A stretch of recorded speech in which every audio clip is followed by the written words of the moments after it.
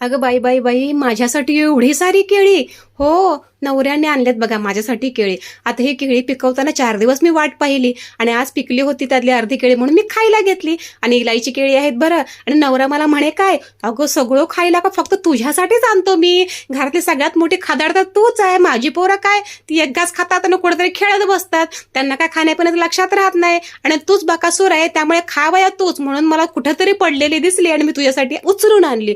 असं बोलून त्यांनी माझ्याकडे हा केळ्यांचा घड सोपवला. आणि ठीक आहे, मी सुद्धा गोड म्हणून घेतला का तर केळी खायला भेटणार आणि खायला घेतली. चला चहा करून घेतलेला आहे, चहा प्यायला पटकन देते. आणि अजून एक गोष्ट मला सांगायची आहे. अगोदरच्या काळामध्ये जेव्हा आपण नकली गोष्टी कानामध्ये गळ्यामध्ये वेअर करायचो तेव्हा लोक काय म्हणायचे, गावातले लोक काय म्हणायचे, काय भिकाऱ्यासारखं वापरले. पण आता असं कोणीही म्हणत नाही. आता आवर्जून सगळे नकली गहने, नकली साधनं सगळे वापरतात. सोनं एवढं महाग झालं त्याला काय करणार. सगळ्यांना वेगवेगळ्या व्हरायटीज वेअर करायची सवय लागलेली आहे. प्रत्येक साडीवर वेगळं मॅचिंग वगैरे सगळं हवं असतं. तर मी सुद्धा मागवलेलं आहेत. ह्या बुगड्या खूप सुंदर आहेत.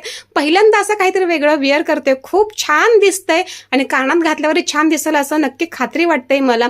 आणि तुम्हाला खरं सांगेन, मी नेहमी असं वेअर करण्याचा काहीतरी प्रयत्न करायचे पण नेहमी वेगवेगळ्या कमेंट्स यायच्या. आमच्या इकडे खरंच लोकांना नाही पटायचं, पण आता सगळं पटतंय, सगळ्यांना पटतंय. कारण आता नशीब की सगळं हळूहळू डेव्हलप होत चाललेलं आहे. त्यामुळे ह्या गोष्टी सुद्धा डेव्हलप झाल्यात आणि अशा सगळ्या बेंटेक्स 1 ग्रॅम ज्वेलरी ह्या सगळ्या गोष्टींना खरंच प्राधान्य वाढत चाललेलं आहे. आणि तेच बरं, कुठे सोन्याच्या मागे लागतात 2 लाखावर सोनं गेलेलं आहे. त्यामुळे असं काय चुटरपुटक वस्तू वापरणं खूप उत्तम आहे बरं. आणि आवडलं असेल तर कमेंटमध्ये लिंक टाईप करा. Okay, bye.